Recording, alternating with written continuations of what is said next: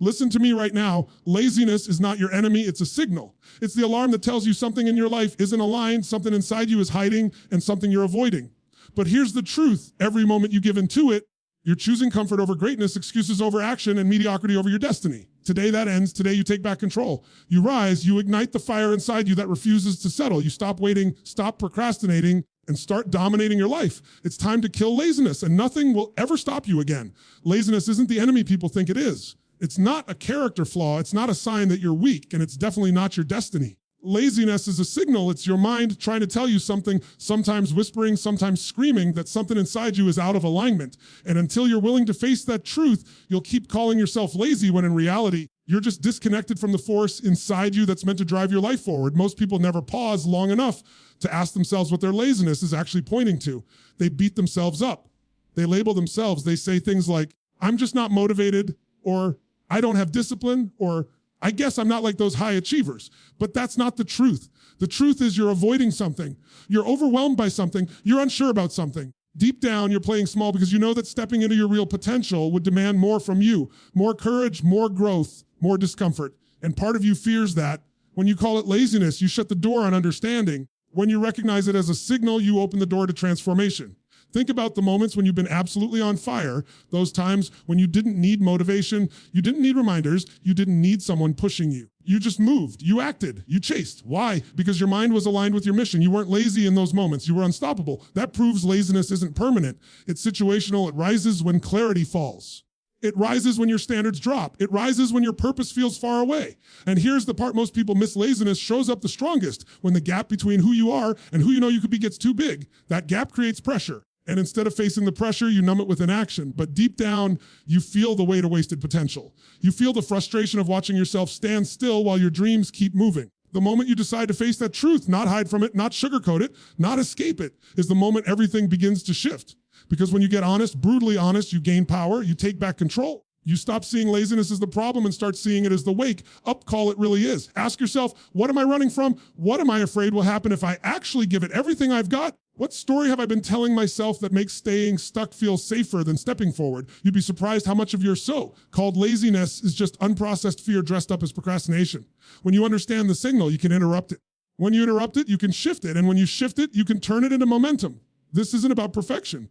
It's about ownership. You kill laziness by reclaiming your identity, not the identity of someone who tries, but the identity of someone who follows through, who rises when it's inconvenient, who chooses growth over comfort, who wakes up every day knowing they're responsible for the life they're building. The power you're looking for isn't missing. It's buried under excuses, doubt, and old stories you've repeated so many times that they've started to feel like truth. But when you finally confront them, when you finally strip them of their power, you'll realize laziness was never the obstacle.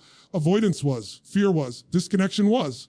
Own the truth and you reclaim your fire. That's how you kill laziness. Most people never realize that laziness isn't about willpower, it's about standards. It's about what you've decided is acceptable in your life. When your standards are low, your energy is low. When your standards are high, laziness doesn't even have a chance to take root. The problem is most people drift through life accepting mediocrity without even noticing it. They wake up, go through the motions, and call it normal. And because they've decided mediocrity is acceptable, their energy follows suit. They think they're lazy, but in reality, they're just living beneath their potential. The first step to killing laziness is raising your standard, not just setting a goal or making a plan, but deciding deep in your core that certain behaviors, habits, and compromises are no longer acceptable. It's not enough to say, I should exercise more, or I want to eat healthier. That's wishful thinking. Raising your standard is about declaring, I will exercise because I don't negotiate with my health. I will pursue excellence because I don't settle for less than what I'm capable of. When you raise your standard, laziness loses its grip because it can no longer be justified. Think about the people you admire, the ones who accomplish extraordinary things. Do you think they wait for motivation to hit? Do you think they rely on luck or feel like they have permission to be lazy? No, they raise their standards and they hold themselves accountable to them every single day. It's not that they don't feel tired or distracted. It's that their standard is non-negotiable. Their standard is who they are. That is the difference between those who succeed and those who stagnate. Raising your standard also forces you to take responsibility. Laziness thrives on excuses. I'll do it tomorrow. I don't feel ready. Someone else should handle it. But when your standard is high, excuses become irrelevant. You are compelled to act because your identity is at stake. You begin to operate from a place of power, not from avoidance. The moment you make the decision to hold yourself to a higher standard, you activate a force inside of you that laziness cannot touch. But raising your standard isn't a one-time decision. It's a constant commitment. Every day, you must check in with yourself. Am I living at the level I've declared as non-negotiable? Am I honoring the person I say I want to be? Every time you allow yourself to fall below that standard, laziness sneaks back in. Every time you step up, even when it's uncomfortable, even when it's inconvenient, you reinforce the standard and make laziness weaker. Momentum builds not from motivation, but from relentless adherence to your standard. Here's the secret most people overlook. Standards create energy. Energy doesn't come from motivation or waiting for the perfect circumstances. Energy comes from demand. When you demand more from yourself, when you refuse to accept mediocrity, your body, your mind, and your spirit respond. You feel alive, you feel driven, you feel unstoppable, and laziness doesn't stand a chance. Your life is a reflection of the standards you've unconsciously accepted. If you want to kill laziness, don't focus on finding more energy or better discipline. Focus on raising your standards so high that laziness becomes unacceptable, unnecessary, and impossible. When your standards are clear, your purpose is clear, and your action is inevitable. Raise your standard, and everything changes.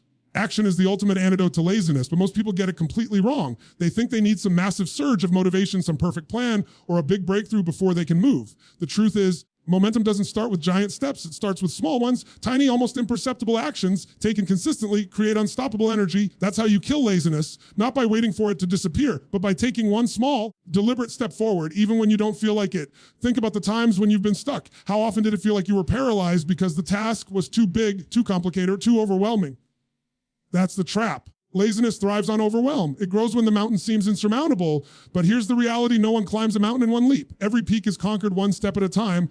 One small action sparks another. One completed task creates a sense of progress, and progress generates energy. Before you know it, the momentum builds and laziness is nowhere to be found. Micro actions are powerful because they bypass the mind's resistance. Your mind loves to overthink, to debate, to delay. It will find reasons to avoid anything that challenges it. But action cuts through all of that. It doesn't wait for permission. It doesn't ask for perfect conditions. When you act, you break the cycle of procrastination. That first step, simple, maybe even small, changes everything. It tells your brain that you are in motion. It tells your body that this isn't optional. It tells your spirit that you are serious about your life. And here's the beauty: action is contagious. Once you move even a little, it triggers more movement. One phone call leads to another. One page written leads to a chapter. One workout completed leads to another. Momentum compounds because the act of doing fuels confidence, and confidence fuels more doing. Laziness cannot survive in the presence of this compounding energy. The more you act, the stronger your force becomes. The more you act, the more unstoppable you feel. But action alone isn't enough if it's random or inconsistent. You need direction. Every micro action must be connected to a larger purpose, to a bigger vision, so that even the smallest step carries weight. It's not about being busy, it's about being deliberate. Each small win should move you closer to the person you know you can be, to the life you know you deserve. That way, every micro action builds not just momentum, but meaning. Most people wait for motivation to strike. They think they need inspiration before they move. But motivation is a byproduct of movement, not the other way around. You don't wait for energy, you generate it. You don't wait for confidence, you create it through doing. That's why the moment you commit to micro actions, laziness loses its grip. You no longer rely on feeling ready or motivated. You rely on a system, a practice, a rhythm of consistent action that cannot be stopped. The key is to start now with what you have where you are. Take one small step toward your goal, no matter how insignificant it seems. Then take the next one, and then the next. Each step compounds into momentum. Each moment of doing chips away at resistance. And before you know it, the energy that once felt impossible to summon is flowing freely. Start with action, and everything changes. Your environment is far more powerful than most people realize. Laziness doesn't exist in a vacuum. It thrives in spaces that drain you, in routines that numb you, and in relationships that sap your energy. If you want to kill laziness, you have to take a hard look at the world around you. The people you spend time with, the places you inhabit, the media you consume, they all either fuel your energy or feed your excuses. Most people ignore this, and they wonder why motivation never lasts. The truth is, you can't out an environment that's stacked against you. Think about the times you felt lazy, unmotivated, or stuck. How often was it influenced by your surroundings? Maybe your workspace is cluttered and chaotic. Maybe your social circle tolerates mediocrity. Maybe your home or office is full of distractions. Laziness doesn't have to be a character flaw. It can be a natural response to an environment that pulls you down. The first step in killing it is recognizing that your external world is power over your internal state.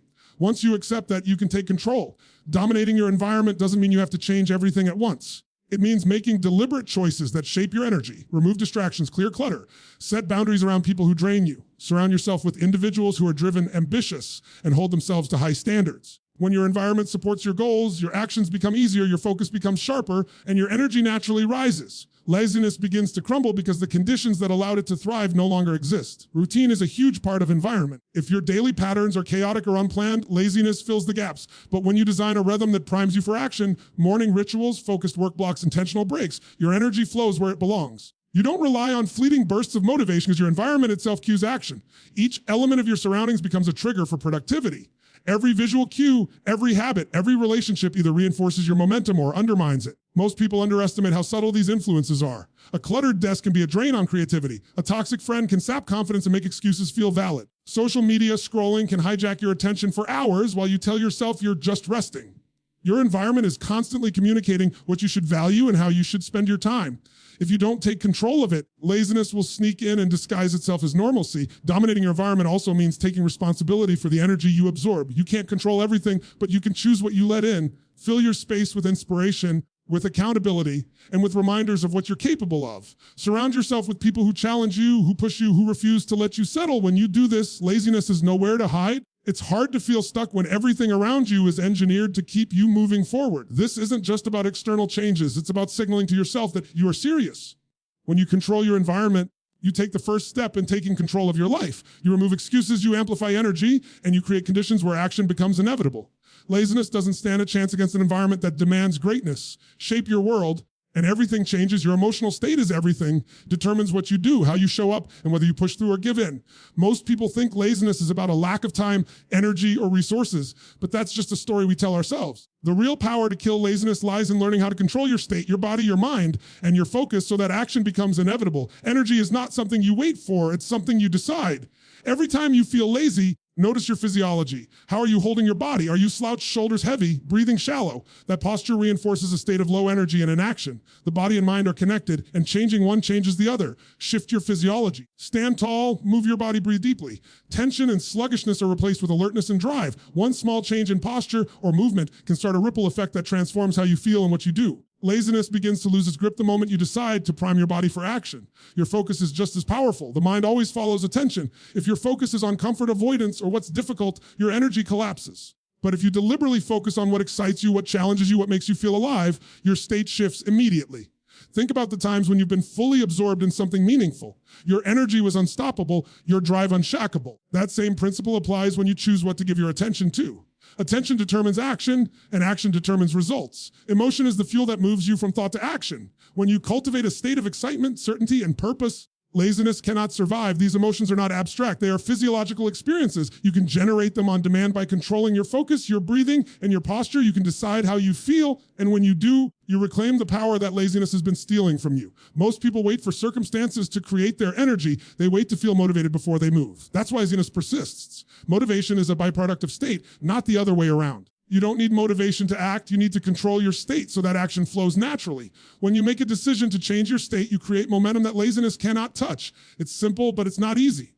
It requires awareness, discipline, and practice. Every time you interrupt your low energy state and replace it with high energy action, you strengthen your ability to dominate yourself. State is also contagious. The people you interact with, the environment you inhabit, and even the words you speak to yourself influence it. Feed your state with positivity, with movement, with inspiration. Remove anything that pulls your energy down. When your state is high, your decisions are sharper, your actions are faster, and your potential is unleashed. Laziness cannot compete with a mind and body fully aligned in energy and focus.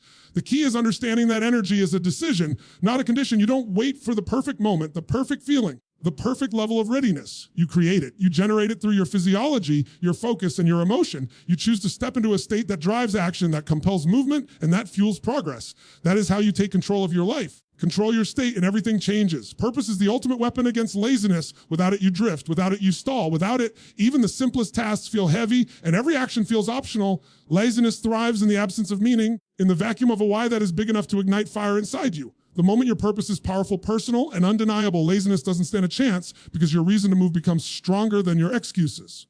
Most people spend years wandering, waiting for inspiration to hit or for some magical motivation to arrive. They try to force discipline without clarity, and it never works. Discipline without purpose is like trying to push a car uphill without the engine running. It will drain you, it will frustrate you, and eventually you give up. But when your purpose is clear, when you have a why that is emotionally charged and deeply meaningful, it fuels discipline naturally. You don't have to force yourself. Action becomes inevitable. You don't have to struggle to care. Caring is baked into every choice you make. Think about the times you've been truly unstoppable. It wasn't because the task was easy or because you were lucky. It was because your reason to act outweighed everything else. Something inside you demanded movement, demanded focus, demanded progress. That's the power of purpose. It's a force that breaks through resistance, that shatters excuses, and that drives you forward even when conditions are less than ideal. Purpose turns energy from something you wait for into something you generate every day. Your purpose doesn't have to be a massive world-changing mission to have power. It can be as personal as providing for your family, creating a legacy, mastering a skill, or overcoming a challenge you've promised yourself you would conquer. The key is that it has to matter more than comfort, more than fear, and more than the temptation to stay still. Laziness will always whisper, it's easier to wait or do it later. Purpose screams back, no, not today, not ever. This matters too much. When your why is strong, it rewires everything. It changes how you prioritize your time, how you invest your energy, and how you respond to setbacks. Challenges become opportunities. Obstacles become signals. Fatigue becomes a minor inconvenience. You move with clarity because your purpose gives direction, and direction is what makes action unstoppable. Without it, energy disperses, focus wavers, and laziness fills the void. Purpose also connects you to something bigger than yourself. It's no longer about temporary comfort or fleeting pleasure. It's about contributing, growing, and leaving a mark. When your actions are tied to meaning, each small step is weight. Each micro action becomes part of a larger movement. That's why people who have strong purpose rarely quit. Their purpose is bigger than resistance, bigger than fear, bigger than any excuse laziness can muster. The challenge is discovering it and claiming it. You must ask yourself, what matters more than my comfort? What am I willing to endure, to struggle for, to sacrifice for a greater vision of my life? Purpose requires honesty. It demands courage. But once you find it, laziness no longer has a place. It can't compete with a heart that is driven by meaning and a mind that is aligned with a mission. Reconnect to a purpose so big that laziness disappears and everything